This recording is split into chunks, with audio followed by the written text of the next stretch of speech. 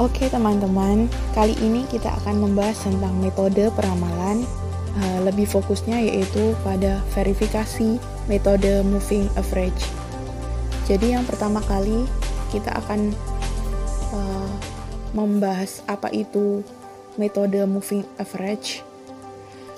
Moving average itu sendiri adalah metode dengan menetapkan berapa banyak observasi terakhir yang diikutsertakan, di mana apabila observasi baru telah tersedia, rata-rata yang baru akan dapat dihitung dengan cara menghilangkan data yang tertua dan menggantinya dengan data yang baru. Nah, biasanya moving average ini digunakan apabila data-datanya itu yang pertama tidak memiliki tren. Yang kedua, tidak dipengaruhi oleh faktor musim. Yang ketiga, digunakan untuk peramalan dengan periode waktu yang spesifik. Namun, dari peramalan jangka pendek itu akan lebih baik jika dibandingkan dengan peramalan jangka panjang untuk metode ini. Salah satu kelemahan dari metode moving average ini yaitu ia seperti yang sebelumnya dikatakan bahwa ia tidak cocok apabila digunakan untuk pola data tren atau pola data musiman. Moving average akan didefinisikan sebagai MAN sama dengan sigma dt dari T sama dengan 1 sampai dengan N per N, di mana N sendiri itu adalah jumlah dari periode dan juga DT itu adalah demand pada bulan ke T. Karena fokus bahasan kita adalah verifikasi, maka setelah kita menghitung dengan metode moving average, nanti akan kita verifikasi apakah data tersebut bisa optimal untuk peramalan yang akan datang atau tidak. Itu dengan cara verifikasi, di mana salah satu metode yang digunakan adalah moving rank chart. Verifikasi pada metode peramalan, prinsip dasarnya itu ia akan melakukan pemilihan data. Satu set data digunakan untuk keperluan menduga resiko dari digunakannya model. Selain itu, juga merupakan alternatif untuk dapat mengetahui efektivitas dari metode peramalan yang digunakan. Nah, kembali lagi untuk metode yang digunakan kan MRC. Ini dia akan dapat membandingkan nilai yang diamati atau data aktual atau observasi dengan nilai peramalan dari kebutuhan yang sama. Grafik pengendali dari moving rank ini nantinya akan menunjukkan dan juga bisa digunakan untuk pengendalian dari kualitas peramalan, seperti itu. Untuk rumus dari moving rank itu sendiri akan didefinisikan sebagai MR sama dengan absolut dari DT aksen min DT min DT1 min 1 aksen min DT min 1, dimana untuk D aksen T merupakan ramalan bulan ke T, DT merupakan kebutuhan pada bulan ke T, D aksen T min 1 merupakan ramalan bulan ke T min 1, dan DT min 1 merupakan kebutuhan pada bulan ke T min 1.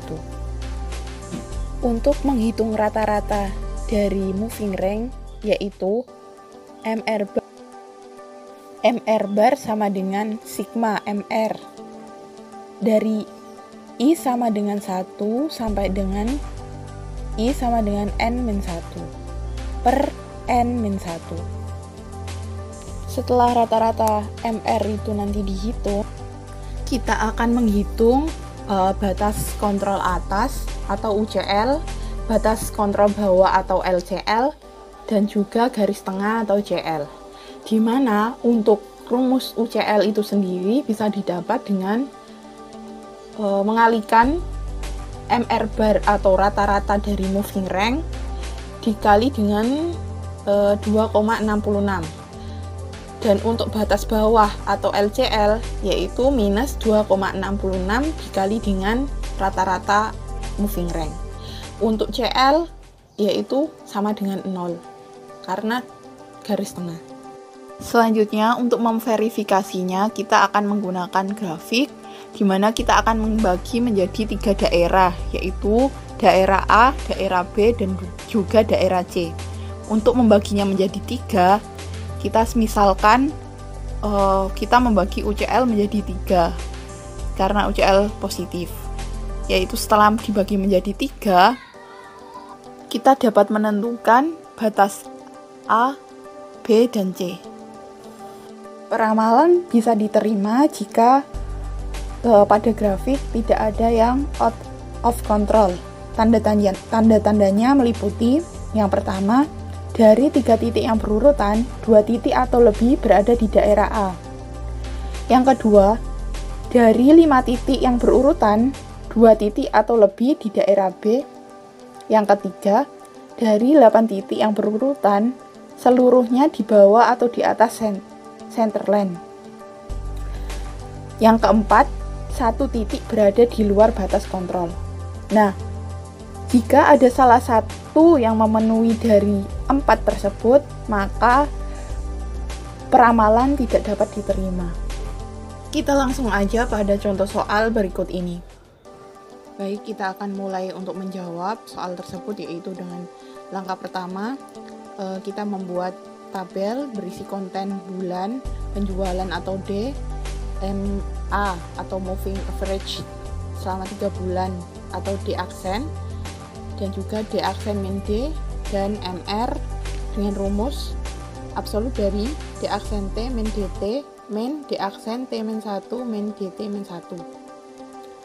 Selanjutnya, karena kita adalah menggunakan moving average 3 bulan, maka 3 data awal kita hilangkan, namun kita jumlah dan kita bagi dengan 3, yaitu pada bulan April menjadi untuk D aksennya yaitu 1000 ditambahkan dengan 1143 ditambahkan dengan 1372 dibagi dengan 3. Hasilnya yaitu sebesar 1172. Selanjutnya untuk bulan Mei yaitu kita menjumlahkan dari 1143 dan 1372 dan 1453 dibagi dengan 3. Hasilnya yaitu adalah 1323. Lanjut untuk bulan Juli 1453, untuk Agustus 1445, untuk September 1434, untuk Oktober 1386, untuk November 1401, dan untuk Desember 1413. Selanjutnya untuk kolom D aksen min D, kita akan mengurangi D aksen dengan D, yaitu untuk mulai bulan April ini 1172 dikurangi 1453, hasilnya adalah minus 281. Kemudian untuk kolom MR itu sendiri sesuai dengan rumus, maka kita akan mengurangkan nilai pada D aksen min D setelahnya dikurangi dengan sebelumnya. Jadi semisal di sini ada 1, 2, 3, 4, 5, 6, 7, 8, 9, maka nanti jumlah MR-nya adalah N-1, yaitu 9-1 ada 8. Maka MR akan dimulai pada bulan Mei di sini. Nah, di sini ini akan mengurangkan antara min 84 minus 281 diabsolutkan. Hasilnya adalah 197. Ini moving rank akan dijumlah terlebih dahulu. Yang selanjutnya nanti akan dibagi dengan banyaknya data. Nah, untuk UCL atau batas atas itu adalah rumusnya adalah plus 2,66 kali MR bar, maka sama dengan plus 2,66 dikali dengan 77. Hasilnya sama dengan 254,4733. Selanjutnya untuk LCL atau batas bawah itu rumusnya adalah minus 2,66 dikali dengan MR bar, sama dengan minus 2,66 dikali dengan 77, sama dengan minus 254,4733. Setelah menghitung tadi, maka kita bisa membuat grafiknya, yaitu di sini kita lihat ada region A, B, dan C. Dan di grafik ini dapat kita cek apakah dia out of control atau tidak. Dan ternyata iya, karena ada satu titik yang berada di luar batas kontrol. Demikian tadi merupakan verifikasi metode moving average, karena pada moving average 3 bulan ini masih terdapat titik yang out of control, maka harus dilaksanakan perbaikan.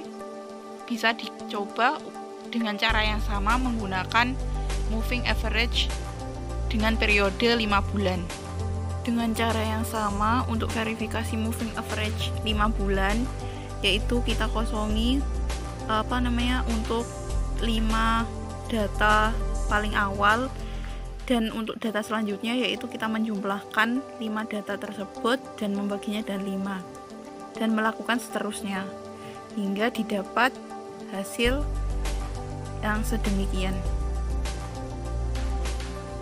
Selanjutnya untuk gambarnya, grafiknya, ternyata di sini dapat kita lihat bahwasanya tidak ada yang out of control. Jadi di sini untuk peramalan dengan metode moving average 5 bulan ini sudah optimal dan bisa digunakan. Sekian video kali ini, semoga bermanfaat. Sampai jumpa lain waktu. Terima kasih.